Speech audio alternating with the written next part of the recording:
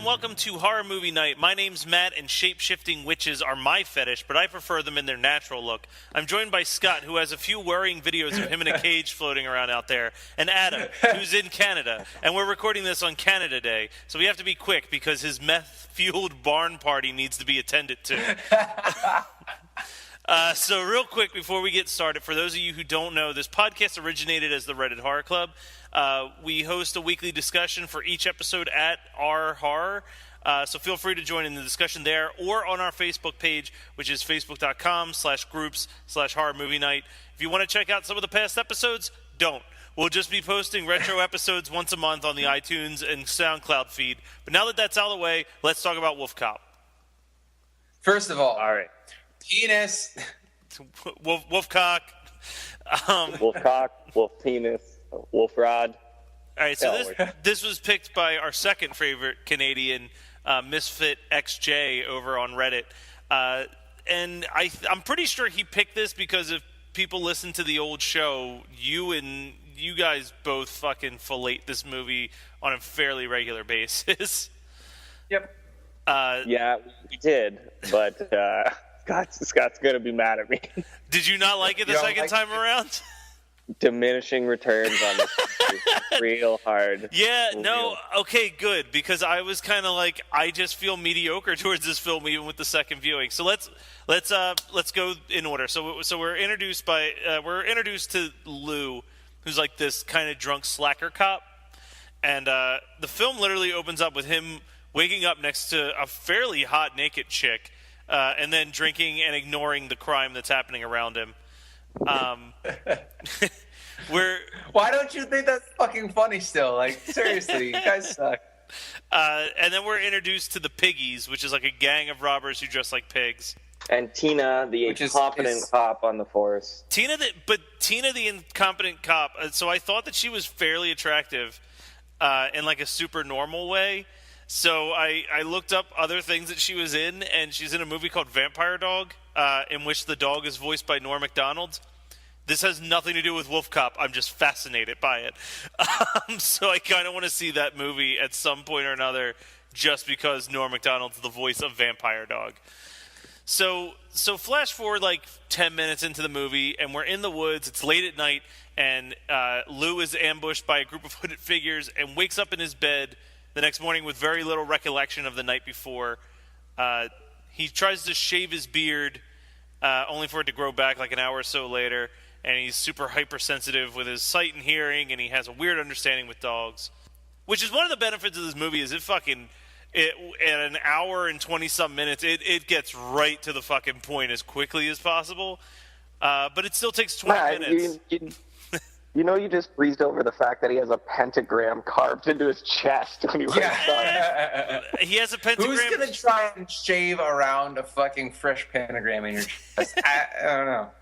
But it heals fairly quickly. Anyway, so he transforms for the first time in this bar while he's taking a piss. So you get to see his wolf cock. And the transformation scenes are the highlight of this movie to me. That's the whole point of every werewolf movie, I'm pretty sure. Just because he's never, like, the way that I worded it in one of my notes was like, never, like, not since American Werewolf in London has werewolf transformation looked so fucking painful. So yeah, he erupts out of his fucking skin every time. I do love that there's the sequence where Tina finds his old face from his first transformation, and she's just like putting it over her face, making fun of him. Kind of thing. Also, I think the song that's playing on the jukebox when he transforms is fucking awesome. I have no clue who it is. I'm assuming it's whoever the band is that's listed as music by in the opening credits, but who knows? But that song's fucking sweet. But yeah, so he transforms, and his one friend is like giving him wolf's bane in his eggs and shit. Shooting Guns. The band is called Shooting Guns. Okay, I gotta find out what song by them is in that sequence so I can listen to it. They did. I'm pretty sure they did the entire soundtrack. Here, it's shootingguns.bandcamp.com. album, Wolfcop soundtrack. Yeah. All right, well then I will be They did the whole listening thing. to that tonight. Yep. So his buddy videotapes his transformation, and that's when they discover that even though he is a werewolf, he contains all of his human intelligence. And in doing so, he decides to continue being a cop while he is in wolf form. The classic teen wolf playing basketball type scenario. He stops the Piggy Gang from robbing a grocery store and then has sex with a fairly hot bartender who turns out to actually be a shapeshifter that's really an old woman, specifically the mayor's wife, and is part of the cultists who turned him into Wolfcop, his friend also being one of these cultists. And they find out that because of Lou's alcoholism, that is the one thing that keeps him from being able to be controlled by them. And He's got super. It makes him like a super werewolf whenever he drinks. Yeah. Willie is like, why? I don't know why he's so strong. Maybe it's because of all the drinking. So I don't know. That's his. It's like his spinach for Popeye. Every time he drinks a bottle of wild turkey, he just goes like. Oh my god! If there's nothing else I want in Wolf Cop 2, it's for the shooting guns to do their own version of the Popeye the Sailor Man theme to play every time he drinks. But yeah, I think my biggest issue with this movie, both times that I watched it, is that it literally is just a lead into the sequel with some really awesome transformation sequences. And I really do like this movie. Like, I don't regret that I purchased it. I'm sure I will watch it at a weird-ass movie night one day, and I'll probably rewatch it every couple years, but I don't think it's going to be a yearly thing that I feel like I need to see. But I enjoy elements of it, but I also feel like, to like this movie would make us, at least to say that we love this movie would make us slightly hypocritical on the amount of times that we said, like, you only get so many elements of a ridiculous plot before you've cashed in too much. And I feel like the introduction of the shapeshifter lizard people is really that's really kind of the point where you're like, you're cashing in too much at once now, guys. Yeah, well, okay, here's my 2 cents about the flick. Like, I didn't watch the third act a second time. I didn't need to. I just watched the first 2 acts a second time. I was like, this fucking rules, this is one of those movies where I could have done without the last 20 minutes. And that's totally fine. That's cool, whatever. But when the movie's only an hour and 20 minutes, that's about 1/4 of the movie that you choose not to want to watch. Yeah. But, I mean, okay, so who cares? I just ignore the lizard people. I understand why it was added, because they just wanted to be as ridiculous as possible. They didn't know they were going to make a Wolf Cop 2.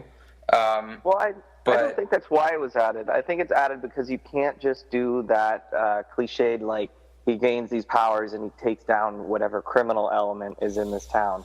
They probably felt that was like a too much of an overdone cliched thing. But then aliens.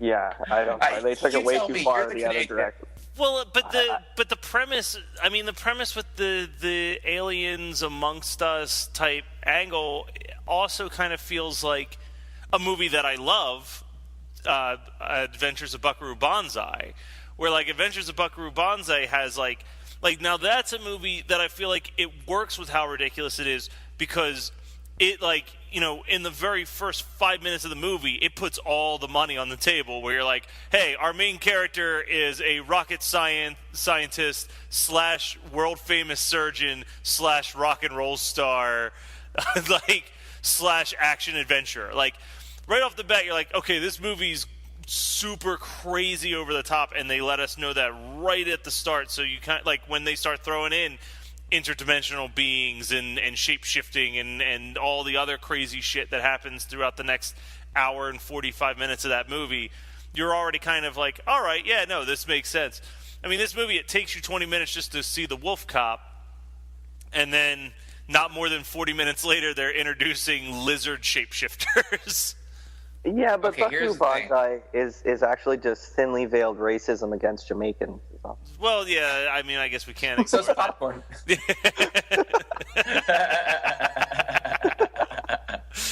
But no, listen, Buckaroo Banzai came out in '84. I just looked it up, and shit gets. This is another thing we've talked about. Movies get a get out of jail free card back in that time because even if they were a little meta, it doesn't come close to the saturation level that we have now. There could be a wink and a nod back then, but it wasn't like a smashing you over the head with a piano full of meta and irony saying, "Do you get it?" So, I mean, let's just not compare the two. So, real quick, fun, meta story related to Buckaroo Banzai, and then we'll jump back into Wolfcop, is if you listen to the commentary on Buckaroo Banzai, the whole time the writer and director just keeps discussing how he was able to obtain the rights to Buckaroo Banzai's story for the movie. Like, he plays the entire commentary track as if Buckaroo Banzai was a real person, that this is a very important film about this guy and all of his achievements, and like I feel like it's that right like extra level of like committing to the insanity of your film.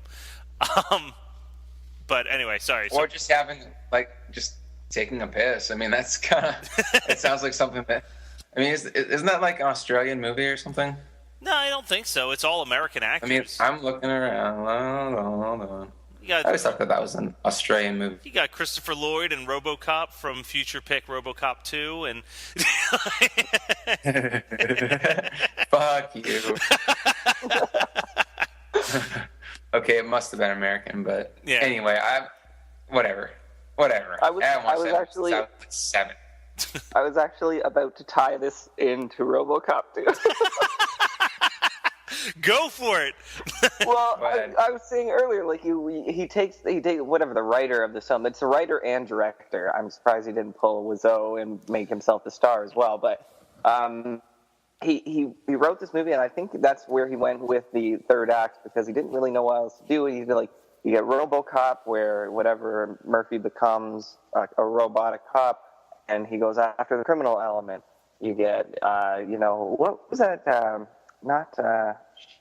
We were talking about it not that long ago. It's like a live-action anime kind of movie where the guy gets that weird MacGyver or whatever. Oh, the Guyver. The Guyver's awesome. The Guyver. Yeah, because he gets that power. He goes after the criminal element. When you gain that power, it's almost like every movie works to just take down whatever the gang in this town is, which I guess would have been the meth-making bikers or whatever. Yeah, I mean, the big difference with because I do see where you're going with this. The only difference I have between the Guyver and Wolfcop, and let me be clear, I like the Guyver, but I like the Guyver in a strictly nostalgic level. That movie's garbage in real life, but yeah, it's not that great. But the Guyver, that movie, it makes sense to introduce an alien entity because the Guyver itself is an alien. It's a piece of their alien background, so it totally works as like, oh, okay, so obviously aliens are going to come up in this movie because this is part of their alien background. Like, it doesn't totally make sense why these lizard creatures are like, also we want to make werewolves. Well, listen, I don't know how I found myself in the position that I'm defending the third act of this movie because it really fucking sucks. Nobody needs to. But, but I mean, a mythological But that doesn't take element. away the fact that the rest of this movie just kicks ass. Like, let's just focus on the positive, you guys. A mythological element would, in turn, sort of warrant another mythological element being the antagonist. Let's move on. So what were the moments where you were rewatching this, Adam, and going like, this isn't working for me as much the second time around? How slow the first, I'd say, 30 minutes or so are. Yes, Lou becomes a wolf cop within about 14 minutes. I mean, at least that's when the ritual happens, is like 12 minutes into the movie. Yeah. But then there's a lot of like, there was a murder and this, and then we go to the bar and he's drinking and he does become the wolf cop. But you see all those kills off screen, and then he, then it's more just exposition. Like, you're a werewolf, bro. Like, okay, I get it. When they get to the point where he kills the piggies in the convenience store, and then just goes on this like fucking kill crazy rampage, which in your synopsis of it, you're like, he continues to do police work, and it's like, no, he doesn't. He just murders everyone that he comes across. Like, he's like 8 fucking people. he goes like full vigilante. But that's the section of the film where it picks back up. But then I know that the shapeshifters are coming in the third act, and knowing like that's kind of where the movie's going to turn and that's where it's going, I was like, but I honestly really appreciate the fact that they took their commitment to like making an over-top 80s influenced film and had that scene look exactly like something out of a movie from the 80s. Like it was great. I mean, not in like an erotic way, but just in a total over-the-top prestige. Yeah, yeah. So I was enjoying the novelty of it the first time. Had kind of a warm off the second time around, and there isn't enough of those sort of set pieces and crazy things going on to sort of hold interest the entire time. I still enjoyed it, and I will recommend it to somebody that likes, like a weird B movie like this. But I don't think that I'll be watching it for a third time. Probably not. Yeah, are you gonna? Do you think you're gonna check out Wolfcop 2? I feel like Wolfcop 2 probably would end up being better than this one. Because now that they have established everything, it's like just go. Let's fucking have them just tear. Like let's have them just disembowel people for 90 minutes. And I'd much prefer they rip people's faces off. It's gonna be Iron Man 2, but with lycanthropes. It's gonna be awesome. Like cut the exposition, straight action. Exactly. And womanizing. So basically, Iron Man 2. All right, well, do we have any other things that we want to discuss, or do we want to hop into notes? I'm ready for notes. I got 9 pages of them. Jesus Christ.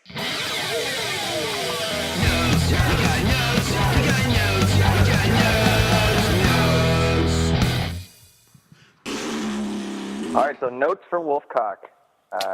This movie gets some super serious credits at the beginning because it's the super serious movie. If Lou made pizzas and took the bus to work, he would be living my life. We would be living. Especially the part where you shave and it's immediately like regrown, right? Yeah, exactly like that. It's some accurately shitty radio morning chatter. It's fucking annoying me just listening to it in the movie. Lou Guru, obviously like Loop Guru. Play on. Yep. That's a totally Canadian joke. Yeah, well, that's French. It's Guru is French for werewolf. So, I need me one of the never-ending pouring masks that Lou has because he never stops drinking out of that thing. And there's times where, like in the scene in Willis where he's like pouring it into the coffee cup, it's just like glug glug glug glug glug glug glug glug glug glug glug glug. Cut, and he's still pouring it, and it's still like just never-ending pour. You know an awful lot about the volume of flasks. Yeah, I do, of course. Like I said, me and Lou are very much alike. Except you're a fucking cop. No, like I said, if he made pizzas, me and him, same guy. Then he says he has to go do some real police work. So, real police work in this bar. I mean, in this town. Looks pretty big boobed. I mean, easy. I mean, simple. I mean,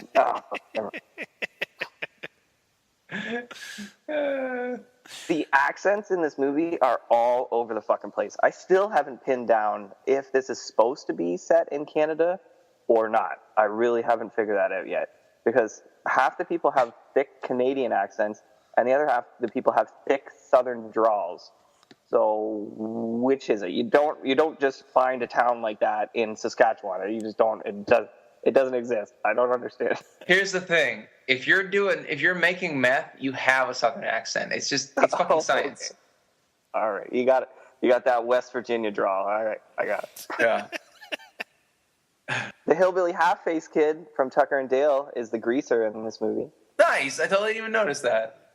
Yeah, he finds a copy of Boober magazine. I subscribe to that magazine too. Boober. It's a pretty popular app in France right now too. Yeah. Okay, so remember the last time we talked about this, and I had a problem with the shaving. So 13 minutes in, Lou shaves.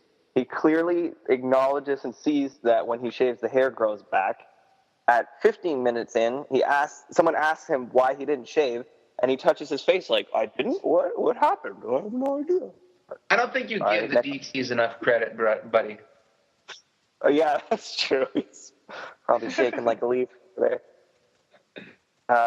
Okay, so this is the best corn I've ever seen in a movie. The older woman, female mayor, in the movie, her acting is just fucking atrocious in this movie. We had a couple breaking news segments, which I fucking hate when they use those in movies. Like, and consecutively too. It's like breaking news, and then cutaway breaking news. Like, it just keeps happening like 3 times in a row. And then we're at the bar. He has to stumble down to the downstairs bar bathroom, which always sucks. Downstairs bar bathrooms are fucking gross. We get. I would argue that bar bathrooms are all gross. Yeah, that's true. But when the employees have to like lug a mop down a flight of stairs, you just know that one's going to be a lot grosser than the other ones that you might have been to. Again, Adam, you know so much more than I do about alcohol. Yeah, too much. Me and Lou need to join the same support group. So we get shut up. We get our glimpse of the Wolfcop, but right before the Wolfcop like bursts through, it is like, oh, it's gross. It's really not fun to see. And if you you see that Wolfcop. Are you referring to the Dick Diggler penis that's pissing blood out? Yes. Yeah, it looks like it's like expanding with pus. It's first form. Oh, gross. I mean, yeah, that's what I'm saying. Would you prefer watching the blood piss scene in Ginger Snaps instead? Yeah, because you don't actually see the dick shooting the piss out of it. Yeah, you don't have to look at that. I mean, we're looking right down the barrel of the gun initially. I found that endearing, personally. I don't know.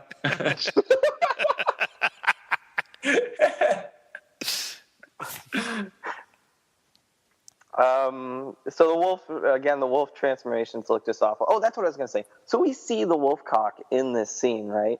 And then we have the sex scene later. And there's a part where it's strongly implied that she goes down and gives Lou a blowjob as the wolf. Wouldn't that just be like shoving a fuzzy sock in your mouth or something? Like, that would be disgusting.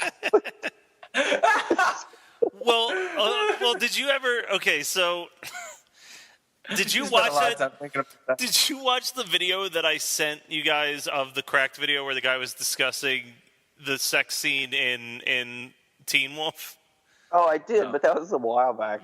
Because he discusses the fact that he's like, well, he has a line that I love that I will use because it fits me just as much as him. He's like, all right, I don't know much about women, but I do know a lot about dog penises. he's like, and if you've ever seen a dog penis, there's nothing attractive about it at all. It's just like a pink, slimy tube. Like, it's super gross. Like, no one wants that anywhere near or around their orifices.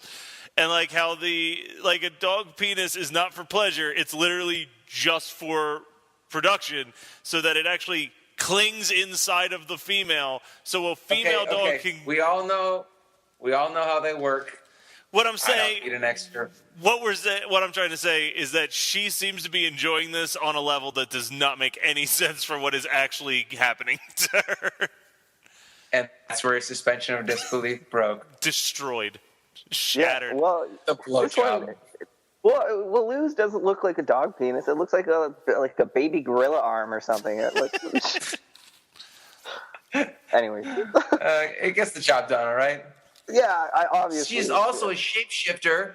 She can shapeshift any part that she needs to make it work. So, there you go. All right. I'll take your word for it, Scott. The first couple kills are off screen. I didn't like. I thought that was pretty lame. I don't know. We get just a parade of dog jokes, 50 dog jokes all in a row here. We get Tina having a flashback that's literally good for fucking nothing. Nothing really comes of that. I guess whatever, it's just some relation to the bar and the shapeshifters kill their family, but I don't care. Do you guys give a shit? I mean, that could have been cut out and I wouldn't have felt any differently about it. Yeah, I'm about on the same page as you with that. All right, yeah, so we get some We get some aerial shots of Moose Jaw and Regina here just to illustrate what a fucking shithole wasteland it is. So, the scene with the severed face, when they're in the bathroom and she's like putting it up to her face and they're like cracking jokes and stuff. This was the first time, I mean, not the first time I watched it, but on this watch, that I felt that this was very strongly influenced by Hobo with a Shotgun. Like, yeah, a lot of the... No, I absolutely could see that. Oh, Hobo with a Shotgun's a good time, Scott. It's not a great movie, but it's definitely worth one viewing. It's on my long list of things to watch, and I just haven't gotten to it. I'm pretty involved with the Puppet Master series right now, as you guys know. Yeah, we'll get to that a little bit later. I think I'm assuming Adam's almost done with notes, but at the same time, I'm like, I think he's only 20 minutes into the movie with the notes. We've got a little more. I'll try and go through them. So there's a scene with whatever hillbilly kid from Tuckendale, the greaser guy, and he has this monologue where like he blames the guy for having bad timing, and he says that business is all about timing, and he says, and that's because time is money, so you need good timing to make money. I had no idea what the fuck the guy was even talking about. Bad monologue. Okay. It's at this point where like he stabs the dude in the eyeball, and it's really aping Hobo with a Shotgun here. Watch Hobo with a Shotgun, Scott, and come back and talk to us about it, because it's the lighting is the same. It's got the same sort of weird 80s like synth music, and it's got like the same over the top gore and just weird characters like that. All very similar. Okay. If I had a dime for every time I was in the library and I saw a scruffy dude asking for a copy of an occult, but wait, never mind. They were always asking for copies of Booger magazine. That's what I was doing. A more accurate title for this movie: Alcoholic Wolf Cop, Mechanic Cop, Vigilante Wolf Cop Wolf. The tricked out car has a big W on it, but it's not for Wolf, it's for fucking Whack. That car looks retarded. It looks terrible. Whatever, dude. I would rep that personally. I don't even care. Yeah. So it's the middle of winter. You're scantily dressed. You have barely any clothes on, and you're having a party in a barn. You would die from hypothermia long before Lou ever got there to kill you. This is the point. This is probably my favorite part of the entire movie, actually, where Lou rips the guy's face off and throws it across the room, and it hits the windshield of the car, and Willie starts using the wipers, but it gets stuck on the wipers. It's just streaking up the front window of the car, and then a second later, the guy with no face just pops up, and he's like, "Rah!" screaming at Willie. And there's a line where later on they're back at the police station, and Willie goes like, "Man, you really need to keep it on the down low here. Like, you ripped a guy's fucking face off. There's a guy running around out there. He's literally got no face." All right, shit. This sex scene really upset me. What was the grosser sex scene? This or the end scene of Dead Snow 2? Oh, the ending of Dead Snow 2. Come on now. Yeah, absolutely. I don't know. This went on too long. The Dead Snow 2 one went the entire length of Total Eclipse of the Heart. Yeah. All right, so yeah, we'll skip ahead a little bit. Shape-shifting witches is not where I would have gone with this movie, but the fuck if what do I know? It turns out that the shapeshifters were actually Sleestacks from Land of the Lost. I didn't know they could shapeshift, but there you go. That's what they were. And we, of course, get the wolf rap at the end, which I watched it last night, and every 15 minutes, I'm just like, I'm a wolf cop, wolf cop, wolf cop, oh, wolf cop, wolf cop. It's stuck in my head. I can't stop. Fucking. Did you guys know there was an after-credit sequence? No. Do you remember that part in the movie, like, right after Lou becomes the wolf and he wakes up in the morning and that guy's like kicking his dog or whatever? Yeah. At the end, it's that guy's trailer and the dog is hitched up outside and the guy comes out and he's about to like yell at the dog and kick it again, and Lou just shows up and is like, "Don't even think about it," and the guy runs away. Bleh. That's the end. And then you hear the wolf rap a little bit more, and that's it. That's a fairly disappointing after credit sequence to me. It literally lasted 7 seconds long, and I had to sit through 7 minutes of fucking credits to get to it. I was like, "This isn't what? It's not worth it." There's no fast forward in Canada. Well, I was listening to the wolf rap. No, because dude, there's no fast forward in Canada because that would be disrespectful. Yeah. Watch the movie. You're disrespectful. So, in review, I liked it a lot more this time. All right. Well, thank you for your notes, Adam. So before we totally wrap up the episode, let's talk about what else we had watched this week. Let's start with Adam, and we'll end with Scott, because Scott watched a whole bunch of shit this week. Is the operative word. Shit. You're damn right. I started watching the first season of American Horror Story, and I don't much care for it. Yeah, I didn't finish it. Yeah, I'm hoping. I'm told, considering that it's the same people making it, a lot of the same cast, and probably going to be a lot of the same tone as this first season, I don't really see myself enjoying that much either. But I'm gonna struggle through and finish it. So whatever. Is that That's it for me? Okay. Yeah. I watched 3 things that I briefly want to mention. For the Every Damn DVD blog, I watched the 60s Batman movie, which is still my favorite Batman movie of all time. That film is just way too much fucking fun, and I always enjoy my time watching it. So that's all I have to say about that. If you've seen it, you know that it's good, and you should rewatch it. This morning, I watched National Lampoon's Loaded Weapon 1. And I thought that it was the worst thing I was going to watch today, but then I watched something else. Loaded Weapon 1 is possibly one of the biggest wastes of a pretty good cast. You got Emilio Estevez, Samuel L. Jackson, John Lovitz, Phil Hartman, Dennis Leary, Tim Curry, Whoopi Goldberg, just a whole bunch of people. Like everyone that you could think of that was moderately famous in the 90s is in this Lethal Weapon parody. And it fails on every single way imaginable.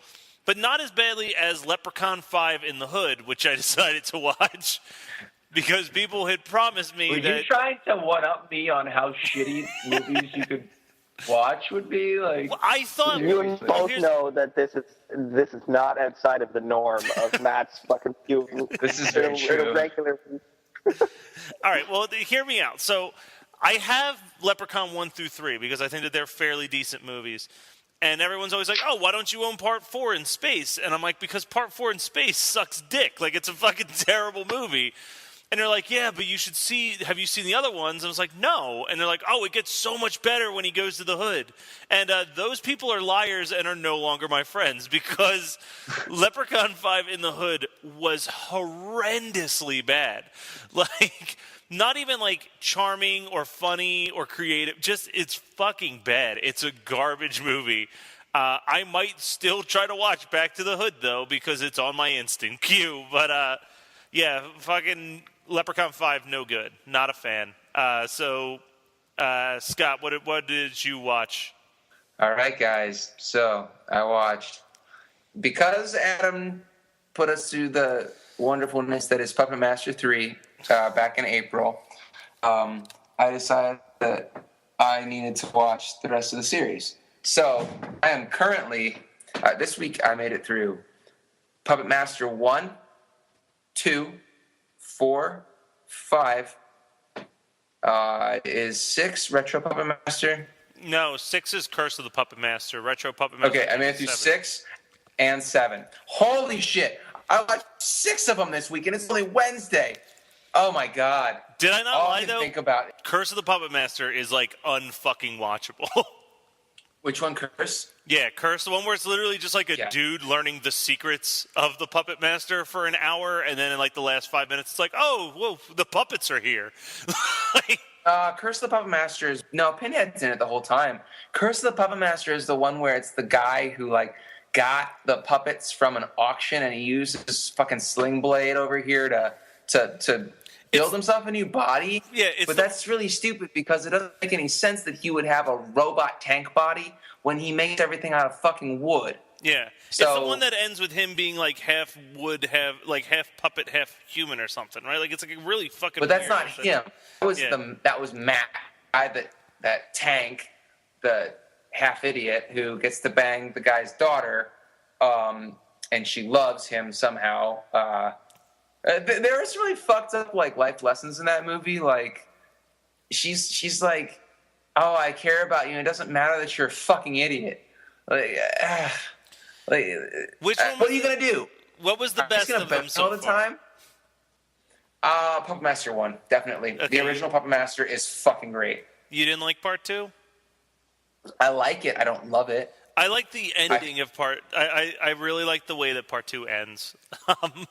Does 3 rank over 2? How does it end? Because what? Adam? Is 3 better or worse than 2? 2's better. Does part 3 rank over 2? Yes. No. Damn it. Part 3 ranks over everything that came after Puppet 3. No, does part 4 have the demon in it? Is that with the Decapitron? Yeah. Yes. That wasn't so great. I mean, it started out strong, but then Sutek, when you see him like in his lair in the underworld, and he's like, oh no, and his arms are like moving really poorly. I was like, God, get this fucking scene sucks. And it happened like 5 times, and then it happened for 2 more films. I'm so entertained. I'm so entertained just by you naming all of these fucking puppets, like, because it's just like you're so immersed in that world that you're just like spitting their names out like it's nothing. I totally have like a man crush on Blade now. I know that I said that Pinhead and Tunneler were my 2 favorites when I watched Toulon's Revenge, but seriously, Blade is just awesome. He just is like, and he's like always moving his blade in a funny way, and oh man, he's great. They're always making noises like that. They sound like the Sims from the Simpsons all the time. Can we use this as an excuse real quick for Adam to do his impression of Jester, or was it one of you did a really spot on impression of Jester? Sure is that. Well, Jester's just like. Six Shooter does the same thing. Well, no, 6 Shooter sounds like some weird, like 1930s gangster. He's like, dude, Torch though. Torch is the shit, right? Oh wait, is number 2 the one where they pour it on Toulon and he like comes back from the grave? Yeah. Oh, that was pretty sweet. The ending of that was pretty awesome. Yeah. I think that might have the best, most ridiculous ending. Oh, absolutely. Toulon's like puts himself in another body, and he's gonna put this woman in like another body, and but Torch in that movie is really cool. And then he inexplicably shows up in Curse of the Puppet Master for no fucking reason after being gone for 3 movies, and oh man, I'm hellbound. Or hell-bent on finishing the series, because I've gone through, 6 or 7 of them now. I only have 3 left. I'm going to fucking finish it. And then I'm going to do Demonic Toys, and then I'm going to do Doll Man, and then I'm going to do Puppet Master versus... Doll Man versus Demonic Isn't Toys. There one? There is a Puppet Master versus... There's a Puppet Master versus Demonic Toys that's a sci-fi original starring Corey Feldman that you can probably live with. Don't watch that one. No, don't do that. Don't do that. Oh my God. My level of commitment to watching the entire Puppet Master series rivals like any other thing I've done in the last year. It's so hard. Okay. I'd rather pass a kidney stone than watch the rest of these right now. All right, so... Anyway, so is that all that you've watched? So you've just been immersed in... Dude, I watched 6 of them. Of course that's all I've watched in the last week. All right, so we're not doing the trailers at the end of the episodes anymore like we used to do with Reddit Horror Club for different reasons. But I will say that the people who have listened to the Geekscape podcast this week, without him knowing it, Jonathan made a reference to next week's movie. by doing his impression of the trailer. So next week we'll be watching Waxwork. But for some reason, if you listen to this week's episode of Geekscape, you will hear Jonathan repeatedly go, "Welcome to the Waxwork," like he does in the trailers. When you set that up, I was like, "Is he gonna say the suspect's the dish?" And I would have been like, "Oh my god, new favorite person!" But he still gets at least he tried. Welcome to the Waxwork. So next week we'll be discussing Waxwork. Thank you guys for checking out the first episode of the Reddit Horror Club. Just a reminder that you can always stay involved with the discussions, hitting us up on Twitter at HMN Podcast, hitting us up on the Facebook group. Just search Horror Movie Night Podcast and you'll find us. Going on reddit.com/horror club to join in some of the discussions. Subscribing to us on iTunes and following us on SoundCloud, which is soundcloud.com/horror movie night. Almost completely fucked that up, but that's fine. Whatever. You actually did fuck it up at the beginning. Called it Reddit Horror Club again. Well, thanks for tuning in to the Horror Movie Night, guys. Horror Movie Night. That's the thing that we should have said. This title change is going to be more difficult than imagined. As always, you can send us some emails at hmnpodcast@gmail.com. And if we get enough ridiculous and weird questions, maybe we'll do a couple mailbag episodes throughout the history of the podcast. So thank you guys. We'll also rate your nudes. Yes, we will. Send nudes. Guys only, please. We see enough boobies in the movies that we watch. Yeah, this week's discussion, send us the best picture of your wolf cock. We are going to get so much furry porn. I'm going to send you a picture of mine. All right. Thanks for listening, guys.